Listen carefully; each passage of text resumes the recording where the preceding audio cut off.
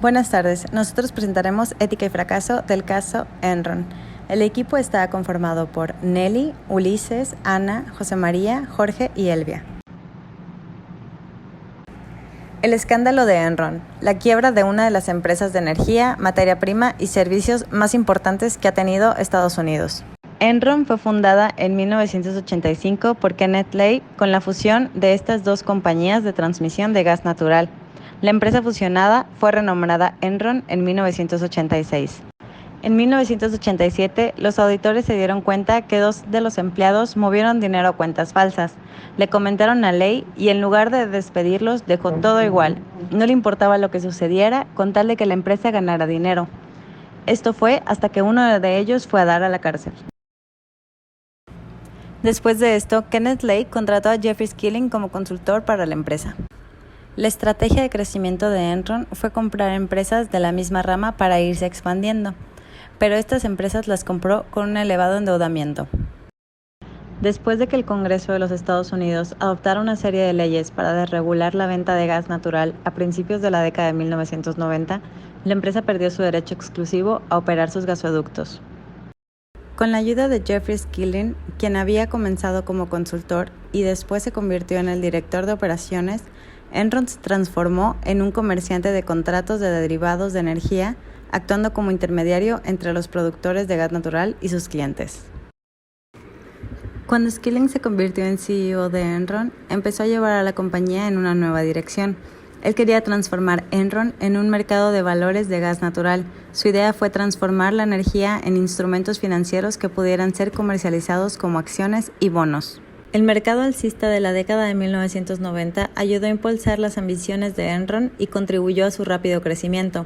Había tratos por hacer en todas partes y la empresa estaba dispuesta a crear un mercado para cualquier cosa que cualquiera estuviera dispuesto a negociar. Por lo tanto, negoció contratos de productos básicos, incluidos electricidad, carbón, papel, acero y el clima. Durante el auge de las .com, se lanzó una división de comercio en línea, Enron Online, y la empresa invirtió en la construcción de una red de telecomunicaciones para el comercio de alta velocidad.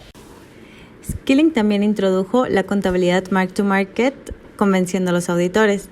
Esta contabilidad permite a la compañía escribir ganancias en sus libros en el día que se firme el acuerdo, a pesar de no recibir ni un centavo, puesto que no importaba si el acuerdo fracasaba.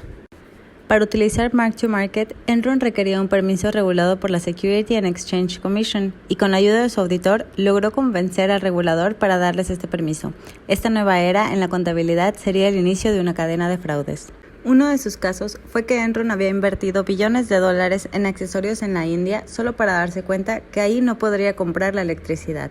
El sitio quedó en ruinas, pero eso no detuvo a los ejecutivos de Enron de escribir en sus libros beneficios futuros para el proyecto y dándose a ellos mismos bonos masivos.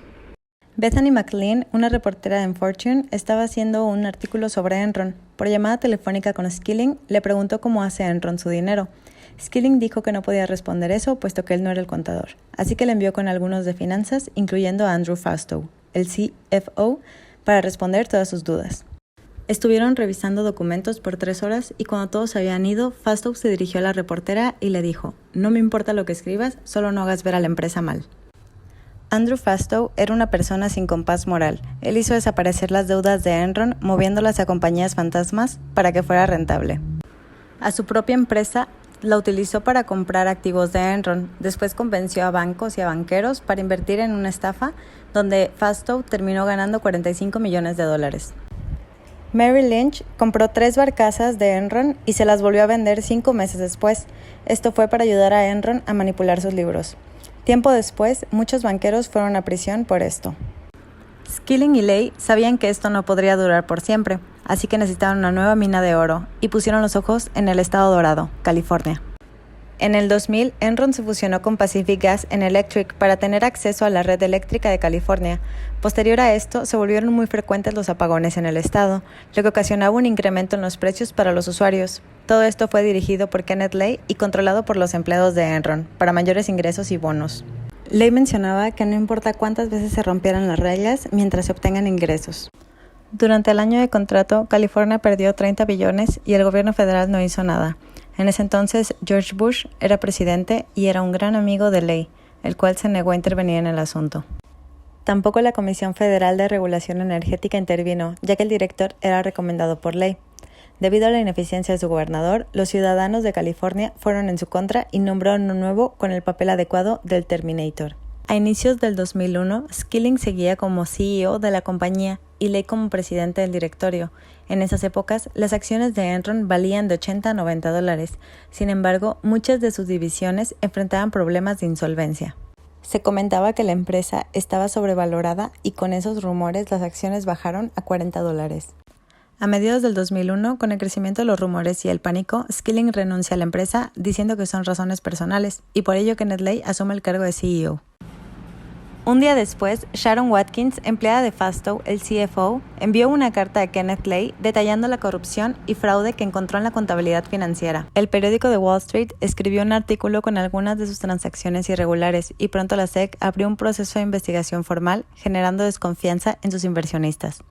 Para entonces, sus acciones se cotizaban en $0.65, sin flujo de caja ni nota crediticia. En el transcurso de un mes, la compañía pasó de ser una de las principales empresas innovadoras a la bancarrota total con una deuda de $67,000 millones. Los ahorros de los inversionistas que habían comprado acciones se habían esfumado. Los empleados y los exempleados también sufrieron pérdidas dramáticas, ya que sus fondos para el retiro estaban invertidos en acciones de la compañía. Incluso, meses previos a la caída de Enron, Skilling solicitó a sus empleados comprar más acciones mientras él vendía las suyas. Después, 20,000 personas en Enron perdieron su empleo, su seguro médico y con una indemnización media de solo $4,500.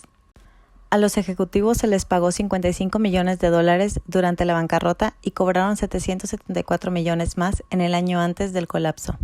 La empresa auditora Arthur Andersen tenía 89 años de establecerse en Chicago y se convirtió en una de las 5 auditoras más grandes en todo el mundo, hasta que después de 16 años de auditoría y en la contabilidad de Enron fue declarada culpable por la contribución de la destrucción de documentos relacionados con la auditoría de Enron, en los cuales la gigante energética había camuflajeado su precaria situación financiera. Además de una multa impuesta por $500,000, se le privó a la empresa de poder seguir ejerciendo sus funciones como auditora y asesoría para las sociedades registradas en la Bolsa de Valores de Estados Unidos. Cliff Baxter, un ejecutivo de Enron que a menudo convivía con Skilling, cobró $30 millones de Enron. Después de ser llamado a testificar en la corte, se suicidó. Andrew Fastow, el ex CFO, se declaró culpable de conspiración por cometer fraude electrónico. Él delató e hizo un trato para testificar en contra de otros ejecutivos de Enron y fue sentenciado a 10 años, pero solo sirvió 6 y pagó una multa de $23 millones. La empresa contable de Enron, Arthur Andersen, fue condenada por obstruir la justicia.